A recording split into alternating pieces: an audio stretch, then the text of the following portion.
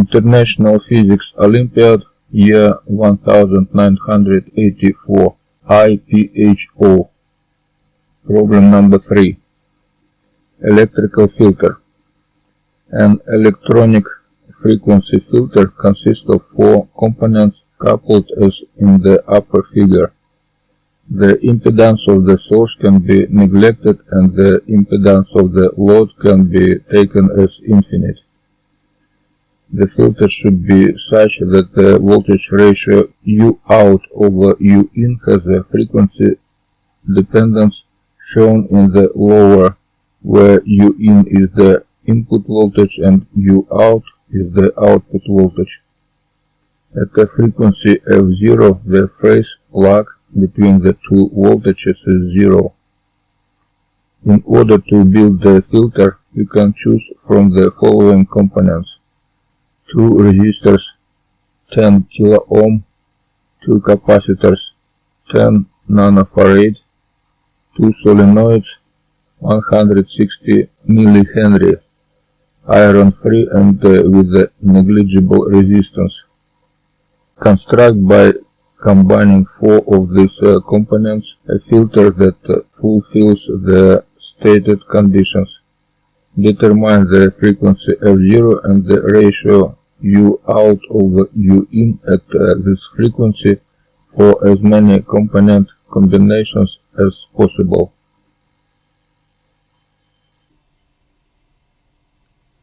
Solution for problem number 3.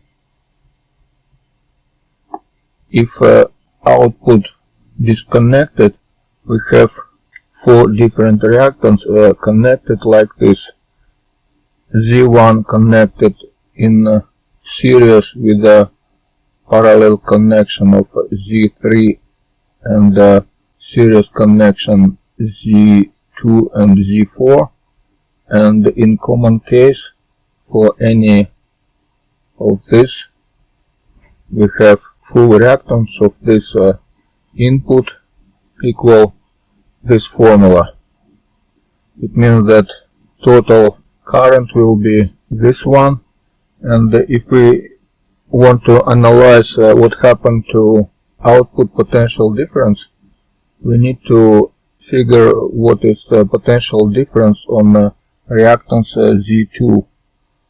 We can find it from formula I in equal I3 plus I2, where I3 is current through Z3 and I2 is current through Z2.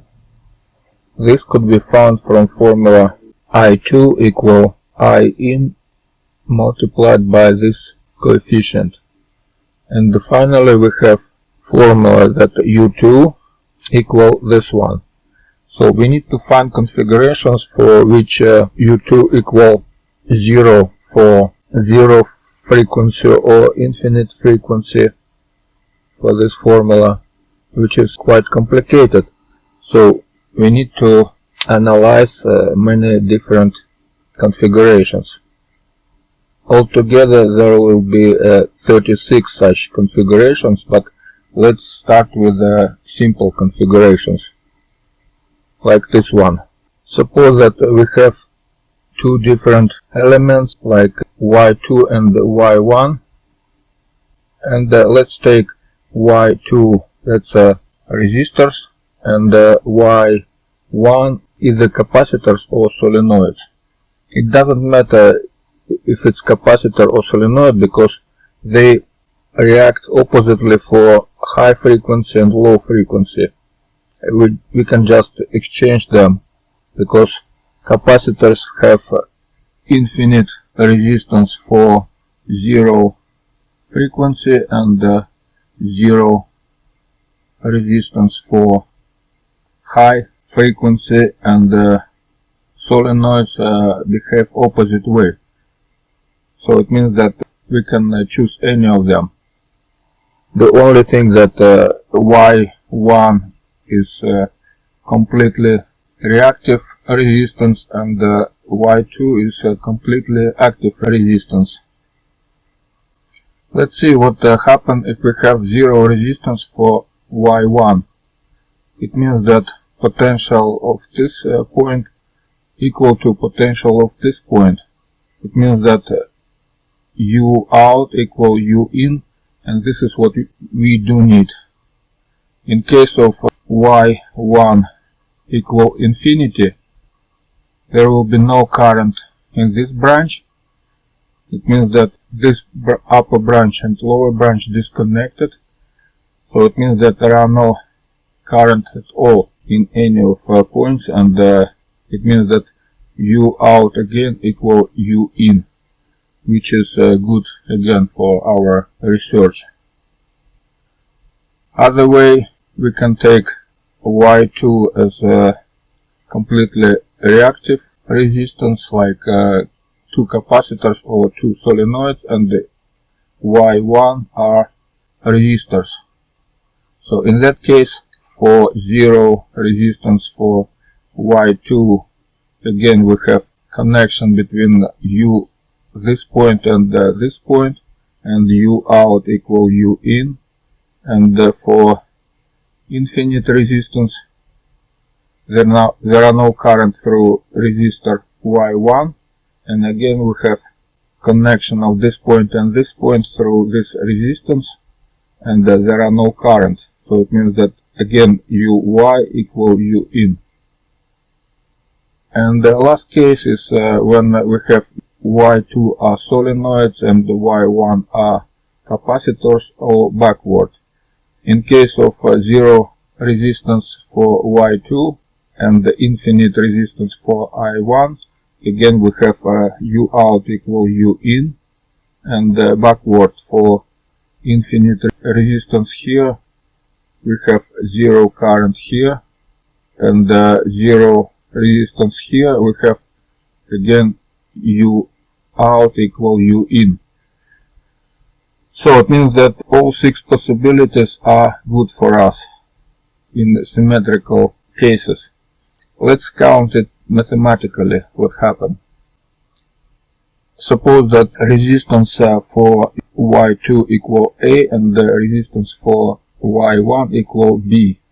So this formula became like this. U1 equal this expression, or finally this expression, and we see that it's absolutely symmetrical to A and B. So we can switch them and the result will be the same. But now we know that one of them are completely active resistance and the other is completely reactive resistance. It means that we can rewrite this coefficient in form of this one. Now we can see that if A is active resistance and C going to 0, this coefficient going to 0, and we have U out equal U in, and if C is going to infinity, again denominator going to infinity as quadratic to infinity, and numerator as just infinity, so it's going to 0 again, which is good. Now we need to find what is the maximum of this function to find what is the minimum for U out. So we need to find what is maximum for absolute value of this complex function. So we can just count what is the absolute value for square of this function, and find what is the maximum of this quadratic square. That will be this expression. Now we see that here we have only quadratic expressions. We can replace a square with x and c square with y, and we have this function. And if we suppose that y is our resistance, which is fixed, we can find the maximum of this function. So we need to take first derivative by x and equalize it to 0. That will be this expression. Here we have a y, it's some kind of constant, so we can take it out, and finally we have a solution that x equal y. So it means that In case of capacitors, we have this equation to find what is frequency, and in case of solenoids, we have this equation. And finally, we have for capacitors F0 equal this one, and for solenoids F0 equal this one.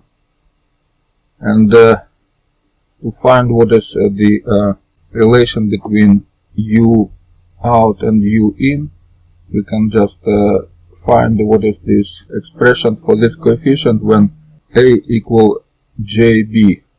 That will be B equal JC. Relation is 1/3. U out over U in equal 2/3. And this is the answer for our problem 3. And also we see that there are no phase shift between U out and U in. So this solution is for when Y2 are resistance and Y1 are either solenoids or capacitors. And also the same result will be when Y1 are resistors and Y2 either capacitors or solenoids. Let's check what happens when we have two solenoids and two capacitors. In that case, we have the same formula, but now A and B are totally reactive. So we have, in case of two solenoids and two capacitors, we have this coefficient with a completely reactive A and B. We can replace A with JA and B with B over J, and for this coefficient we will get this formula, and the maximum for this formula will be again when we have A equal B. It means that after all, it means that U1 equal U in and U out just equal 0. That will be minimum for this function. And we can equalize A equal J omega 0 L, B equal 1 over J omega 0 C, and because A equal B, we have this expression, and finally F0 equal this one. So that was solution for problem 3, where we examine 6 different connections.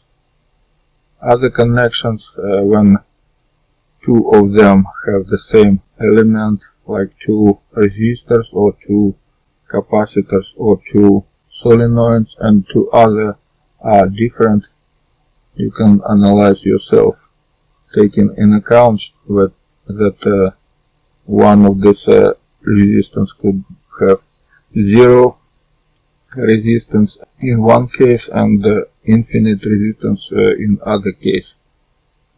So that was a solution for problem number 3.